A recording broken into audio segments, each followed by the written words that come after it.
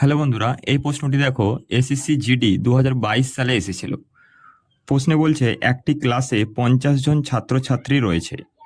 যদি ছেলে ও মেয়ের অনুপাত 16:9 হয়, তবে ক্লাসে ছেলে ও মেয়ের সংখ্যার মধ্যে সমানুপাতি কত? আমাদের সমানুপাতি বার করতে হবে। অপশন দিয়েছে 16, 22, 24, 36। এই অঙ্কটি যদি তোমরা পেরে থাকো তাহলে অবশ্যই অ্যান্সারটি কমেন্টে জানাবে। তো চলো আমরা এখন সমাধান করে এর সঠিক উত্তরটি জেনে নিই। তো দেখো, এখানে 16:9, এই 16:9 যদি দেখি তো এখানে দিয়েছে ছাত্র। ছাত্রকে আমরা বি দিয়ে প্রকাশ করলাম, যেটা 16 আছে।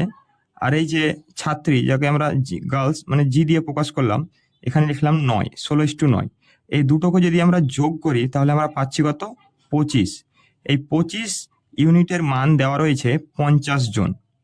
25 ইউনিটের মান দেওয়া আছে 50 জন। তাহলে 1 ইউনিটের মান আমরা কত পাবো?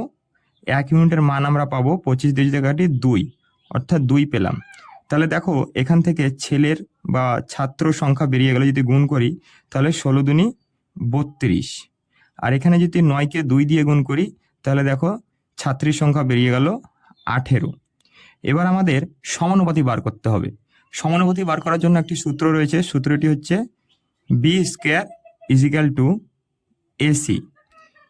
এবার এখানে যদি আমরা পুট করি, এই যে আমরা পেলাম 32 আর 18, তাহলে বিষয়টা এরকম দাঁড়াবে যে 32 into 18 B square equal to, এবার এই স্কোয়ারটাকে তুলে দেবো আমরা, তাই এখানে লিখবো B equal to root over 32 into 18।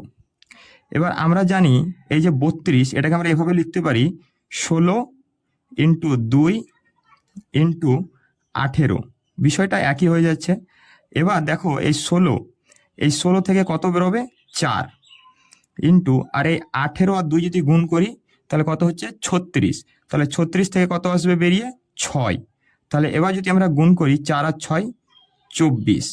তাহলে আমাদের অপশন সি 24 হচ্ছে সঠিক অ্যান্সার। তো বন্ধুরা, কেমন লাগলো তোমাদের সমাধানটি অবশ্যই জানাবে।